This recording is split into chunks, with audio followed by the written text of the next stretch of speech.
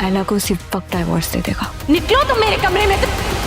दिल लगी दिल दिया मगर ऑन को रखने की इजाज़त नहीं दी। अगर वो ऑन को रखने की इजाज़त देते तो ऑन की ज़िंदगी बहुत ज़्यादा मुख्तलिफ होती। वो उनसे इस तरह से नफ़रत नहीं करता जिस तरह से वो अब हो चुका है। वो अपनी माँ को देखना भी पसंद नहीं करता और ये बात तो आयला भी अच्छे से जान चुकी है, लेकिन वो अपनी फुप्पो को तसल्ली देने के अलावा और कुछ भी नहीं कर सकती।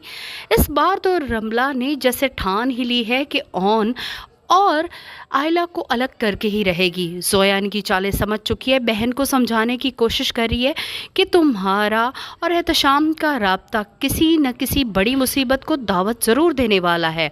रमला अपनी तरफ से एहतशाम को यकीन दिला देगी कि जैसे ही ऑन उसे और आयला को एक साथ देखेगा तो वो फ़ौरन ही उसे डिवोर्स दे देगा और एहतशाम को इस बात का यकीन हो चुका है। इसीलिए वो आयला के कमरे में जाएगा उसे ये समझाने के लिए कि वो ऑन से डिवोर्स लेकर उससे शादी कर ले।